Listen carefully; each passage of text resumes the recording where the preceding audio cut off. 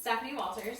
And we are two representatives in the Mid-Atlantic area, and we wanted to just provide some useful tips as it relates to how you can go about with your team, identifying really good goals for the year, for the month, for the quarter, and most importantly, how you go about exceeding and achieving those goals. So for those of you that have never heard of the 4 disciplines of execution, it is basically just a concept that Franklin Covey came out with, and when he launched it, the gear was really towards how to help people achieve the goals that they have in place. Well, if you think about it, at any given day, if you ask yourself, man, what would I like to work on, or what would I like to improve? You might come up with a list of things, right? And studies show that when you focus on 10 things, or 8 things, or 5 things, 3 things, oftentimes you don't accomplish anything. So what we're gonna do is we're gonna walk through this 4 disciplines of execution concept so that you can see what in your practice are your goals, and how do you use this philosophy and system to be able to not just succeed in your goals and achieve them, but really excel in them and really exceed your goals.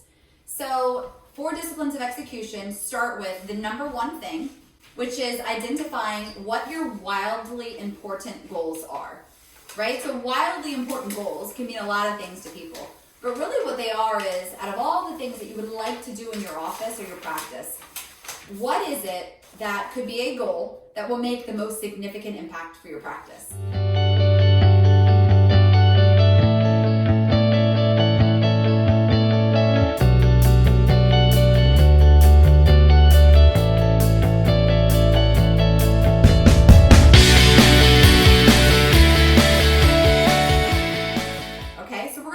After we model, specifically go through the steps of what the 4 disciplines of execution is, we're going to model an example of what that would mean for you in your practice if you were a brand new practice owner.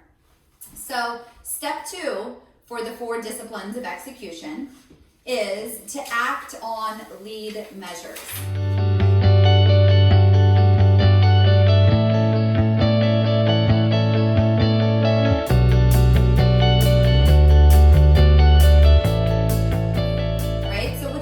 What is a lead measure?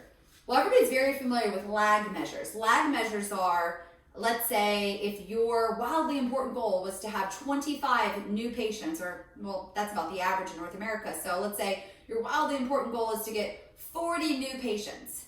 Well, you can say, I would like to have 40 new patients next month. Well, that's a lag measure, right? It's something that you can't really impact today. That's just kind of that end goal.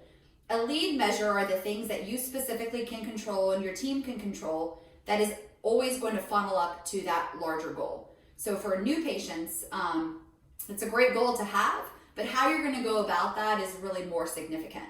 Number 3, keep a compelling scoreboard.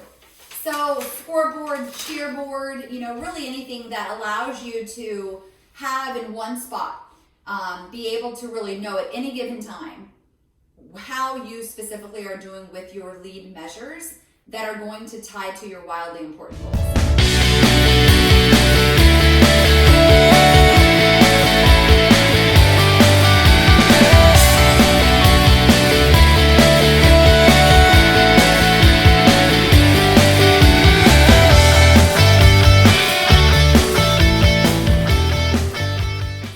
And last but not least, it's really, really important, step 4.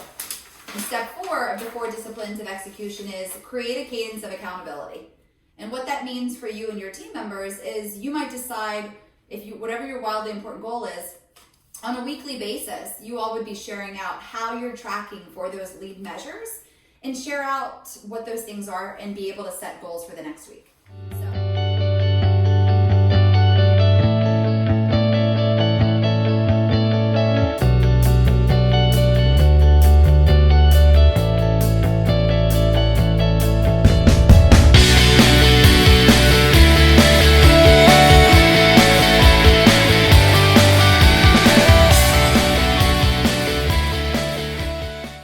So in order to really solidify this in your minds today, what we're going to do is we're going to show an example. I referenced about a minute ago, a new practice owner. So if I was a new practice owner today, how would I be able to apply this concept? So in this example, a new practice owner says, you know what, the number one thing that I really need as a new practice owner is I need new patients. And the number one referral source for new patients are existing patients. So if existing patients are my greatest referral source, how do I get more of them? How do I really take one of my largest contributors to new patients and be able to impact that in a positive way? And so step one, if we tie it to wildly important goals, it's increase Google and patient reviews.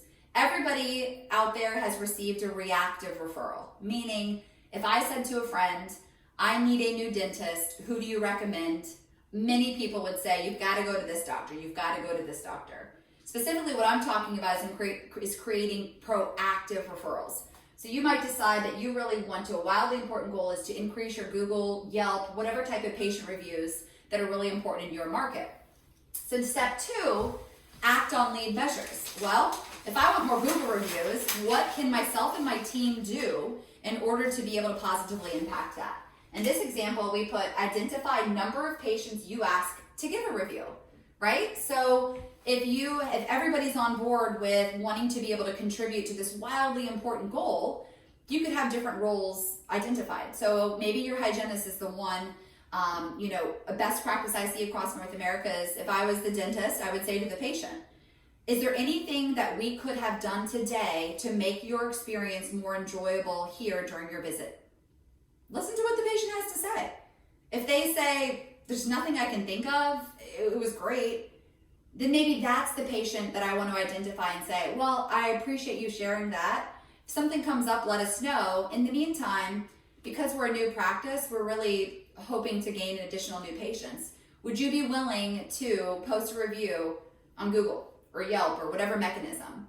Well, if I work at the front desk, well, how can I contribute to that goal? How can I be a teammate that is able to control certain things? So maybe the front desk person uses a QR code. You can get free QR codes online. You can create a QR code that takes a patient directly to that website to be able to post a review. So they can be responsible for giving out X number of QR codes to patients that have shared that they've really had a great experience. So the next thing is keep a compelling scoreboard. So in this example, same wildly important goal. In the break room, have team member names and the patient name that you are asking to basically complete the review. So you're able to kind of keep track of whatever the specific lead measures are you're tracking. You're able to have that front and center and be able to see on a daily basis how you all are doing on your quest to increase your Google patient reviews. And last but not least, create the cadence of accountability. And really, in this example, what we would say is you want to share out wins and targets for the next week. If you had success, if you go to Yelp and you see, oh my gosh, these patients that this individual said that they were going to be talking to this week, you might look on Monday morning and say, wow, this patient's been with us for 10 years or 5 years or 4 years or whatever it is, and I know that they've said that they really love coming here.